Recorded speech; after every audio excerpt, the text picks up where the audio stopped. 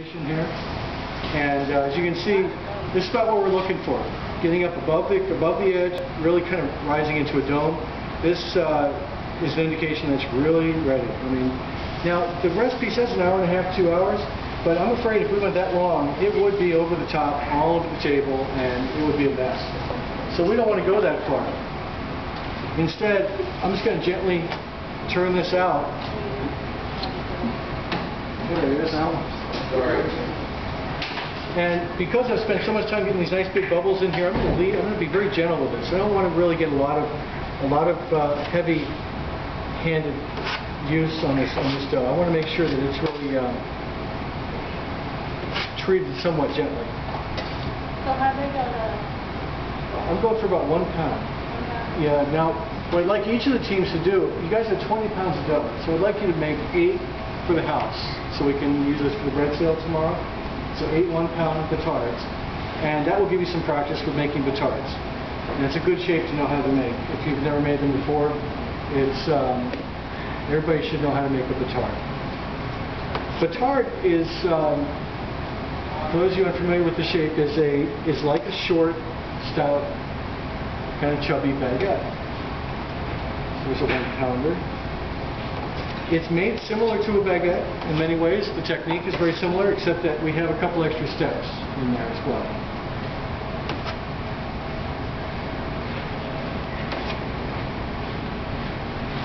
What if I just do 2 of them for now?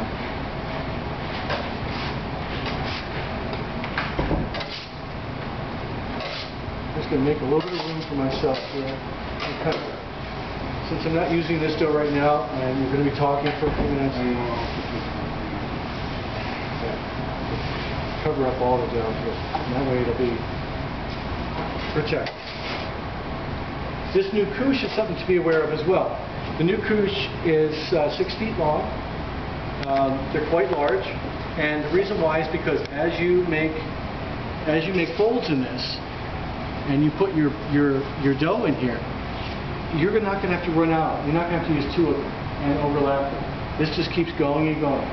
So you're going to find you never run out of couche with the one that's large. They're 30 inches wide, 6 feet long, and I went and bought a bunch of this canvas. Now you see I've already impregnated this with flour. It's already been rubbed down with flour, and nothing's going to stick to it. But it's a nice size. It just overlaps the sheet pan, and gives you plenty of room. We don't have a lot of sheet pans today. The downstairs class is using almost every sheet pan in the house. So Terry went down and scrounged and got as many as we could. So we figured we got about 2 per team.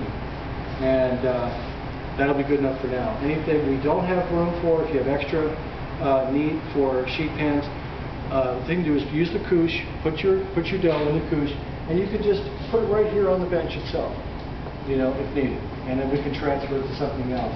Hopefully a little later, they'll be done with the couches. I mean, done with the sheet pans, rather. We'll be able to borrow some more from them. Okay, so batard. I'm going to gently degas this dough. I'm not going to really slam down on it.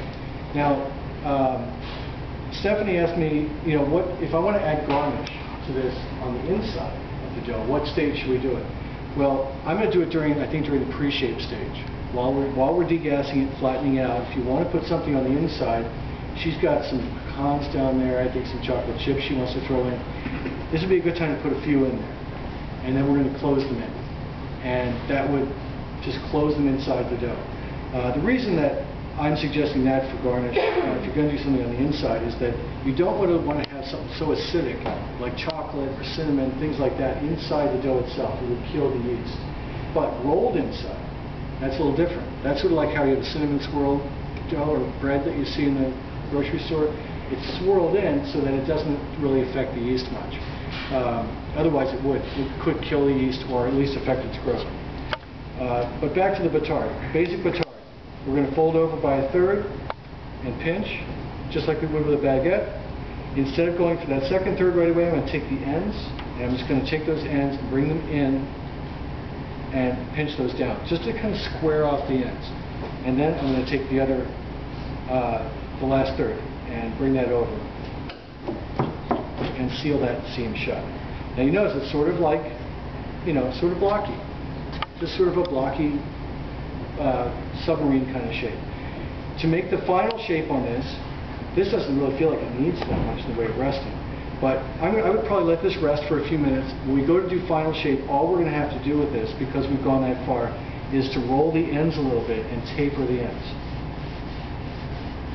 And what we're going for is sort of a torpedo shape, as you can tell, sort of fat and torpedo. When we go to put that in the couche, I always put things in seam side up. And the reason I do that is because I know where the seams are, and it's a habit of mine. I always like to do things one way and keep it a routine. And the reason I do that is because in the past I've done a lot of work with bread at night or very, very early in the morning. And my brain doesn't work that well at that time of day. So I don't have to think too hard about it. So what I do is I set myself up for success by doing it consistently one way. And that way I always know seam up, right? Seam down in the oven, seam up in the couche. That's my routine. If you choose to go seam down in the couche and seam down in the oven, that's your choice. But be consistent with yourself. If your brain's like mine, it doesn't work that well at 4 o'clock in the morning. Okay, so that's the reason we do that, just to cover ourselves to make sure we're not going to have, a mistake. So sides go inside here, just to pinch them down. Last third goes over. Little seal on the seam.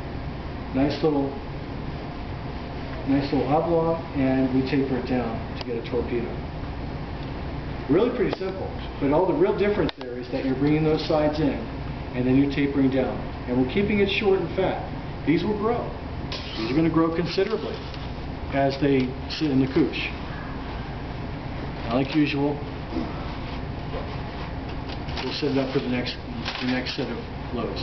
This is a nice couche. It's stiff.